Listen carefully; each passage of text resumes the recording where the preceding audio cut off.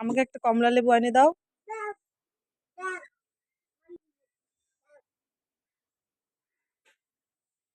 Thank you.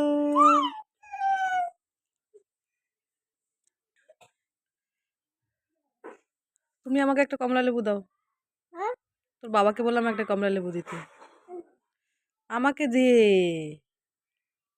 তোর বাবা আমার কথা এত শুনে, ভাবতেও পারতেছি না। দেখি পুটু,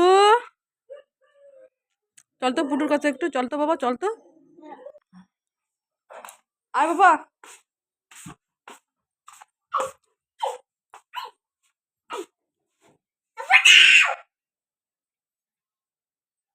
না না কমলা খায় না, খায় না কমলা।